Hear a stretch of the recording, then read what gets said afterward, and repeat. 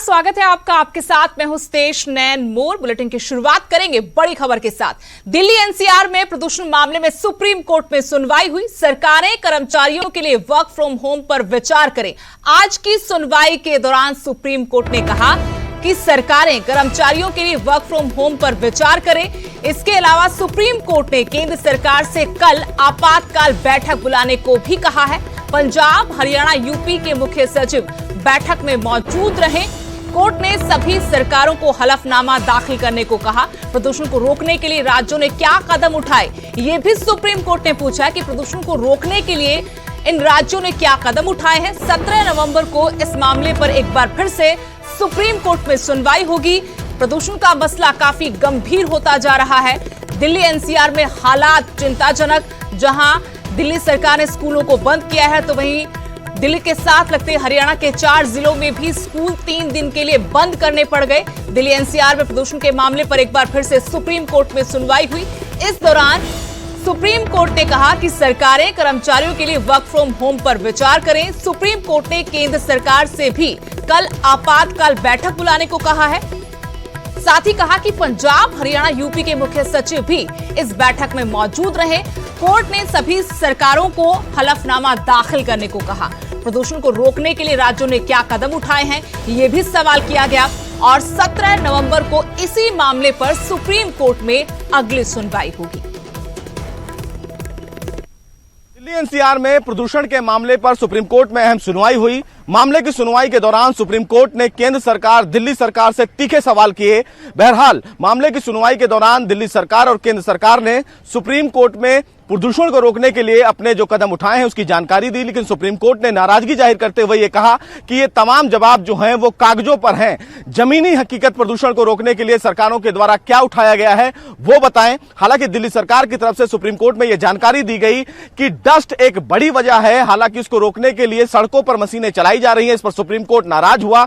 Supreme court ने दिल्ली सरकार से सीधे सवाल किया कि क्या 69 मशीनें जो दिल्ली में चल रही हैं उससे प्रदूषण दिल्ली में रुकेगा। बहरहाल सुप्रीम कोर्ट में दिल्ली सरकार की तरफ से लॉकडाउन लगाने की भी बात कही गई, लेकिन सुप्रीम कोर्ट ने कहा कि दिल्ली सरकार और केंद्र सरकार के द्वारा जो कदम उठाया जाना चाहिए वो फिलहाल नहीं उठाया गया है। हालांकि सुप्रीम कोर्ट ने दिल्ली सरकार को दो टूक यहां तक की भी कहा कि दिल्ली सरकार रेवेन्यू और एड पर जो पैसे कमा रही है, क्या अब उसकी जरूरत है कि हम ऑडिट करने का उसे आदेश दें। बहरहाल मामले की सुनवाई के दौरान सुप्रीम कोर्ट आज फिर नाराज दिखा। वहीं सुप्रीम कोर्ट ने पंजाब और हरियाणा राज्य के वकीलों से यह कहा कि वो अपने राज्यों के चीफ सेक्रेटरी से ये कहें कि वो वहां के किसानों से बातचीत करें और ये कहें कि वो पराली कुछ दिन ना जलाएं। बहरहाल सुप्रीम कोर्ट ने इस पूरे मामले को लेकर दिल्ली सरकार, केंद्र सरकार से कल तक इमरजेंसी मीटिंग बुलाने के लिए कहा है और एक डिटेल हलफनामा दाखिल करने के लिए कहा है कि प्रदूषण को रोकने के लिए तमाम राज्य सरकारें और केंद्र सरकार ने जमीन पर क्या काम किया। बहरहाल बुधवार को दोबारा सुप्रीम कोर्ट इस पूरे मामले की अहम सुनवाई करेगा। देखना बेहद अहम होगा कि सुप्रीम कोर्ट की इस नाराजगी के बाद तमाम जो सरकारें हैं वो कितनी हरकत में आती हैं और प्रदूषण को रोकने के लिए सरकारें जमीन पर क्या काम करती हैं। कैमरामैन अंकित के साथ सुशील पांडे, न्यूज़ 18 दिल्ली।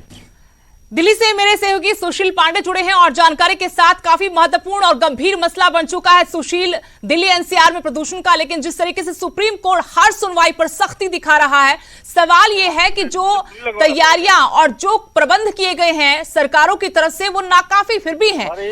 लेकिन केंद्र सरकार ने जी बिल्कुल सुदेश, देखिए साफ तौर से प्रदूषण के मामले पे जिस तरह सुप्रीम कोर्ट आज नाराज दिखा, निश्चित रूप से तमाम जो सरकार है उन पर सवाल खड़ा हुआ। हालांकि सुप्रीम कोर्ट ने दिल्ली सरकार को आज जम के फटकार लगाई और ये कहा कि इस पूरे मामले को लेकर दिल्ली सरकार किस तरह काम कर रही है।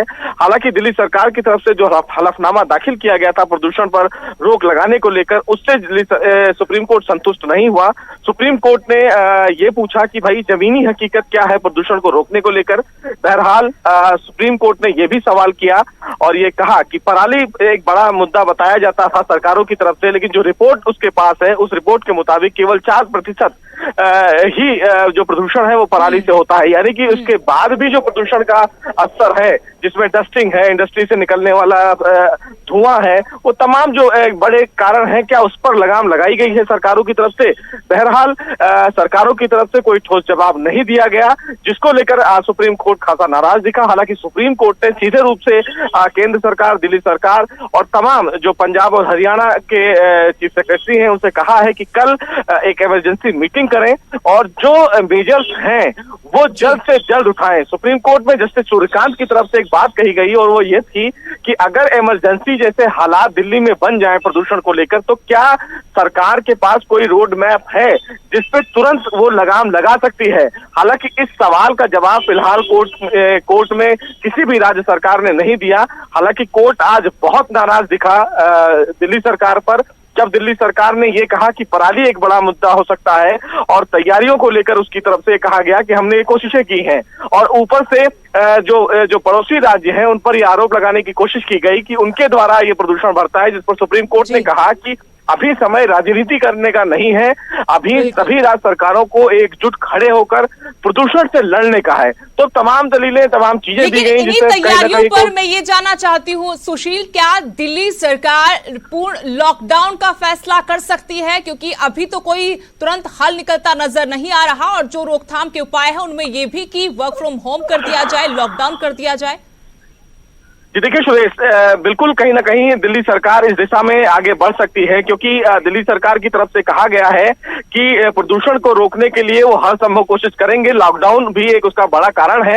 हालांकि दिल्ली सरकार की तरफ से ये भी कहा गया है कि केवल दिल्ली में लॉकडाउन लगाने से प्रदूषण पर पूरी तरीके से रोक नहीं लग पाएगा जब तक एनसीआर के भी जो इलाके हैं वो शामिल ना किए जाएं। अब ये डिपेंड करता है तमाम राज्य सरकारों पर और केंद्र सरकार के ऊपर कि क्या लॉकडाउन ही एक बड़ा कारण है प्रदूषण पर रोक लगाने के लिए। तो इन तमाम चीजों पर जो कल मीटिंग होगी वो उस पर तय किया जाएगा कि क्या लॉकडाउन की दिशा में दिल्ली सरकार आगे बढ़ सकती है या नहीं। लेकिन दिल्ली सरकार की तरफ से लॉकडाउन का अप्रेजल रखा गया है कि वो लॉकडाउन लगाने पर भी विचार कर सकती हैं। जी शुक्रिया सुशील, तमाम जानकारी के लिए। सुप्रीम कोर्ट ने प्रदूषण की समस्या पर केंद्र और दिल्ली सरकार दोनों को जमकर फटकार लगाई। दोनों से कहा कि सभी बैठकर इस समस्या का हल निकालें। और जहां तक बात एक दूसरे पर आरोप लगाने की है, क्योंकि दिल्ली सरकार की तरफ से फिर से कहा गया कि पड़ोसी राज्यों में पराली जलाने की वजह से समस्या गंभीर हुई है, इस पर सुप्रीम कोर्ट बेहद नाराज नजर आया। उसकी तरफ से कहा गया कि ये वक्त राजनीति करने का नहीं बल्कि मिल बैठकर समस्या का हल निकालने का है।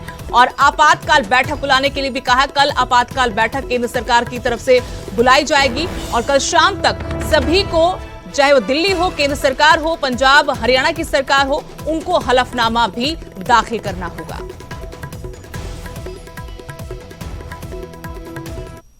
दिल्ली एनसीआर समेत अलग अलग जगहों पर स्मॉग ने कहर मचा रखा है। पराली जलने से निकलने वाले धुएं की वजह से हवा में जहर घुलता नजर आ रहा है, प्रदूषण बढ़ रहा है, आम पब्लिक परेशान हो रही है। पर पराली लगातार जलाई जा रही है। करनाल जिले में भी पराली जलने के काफी मामले सामने आए हैं। अभी तक पराली जलाने के 678 मामले सामने आ चुके हैं।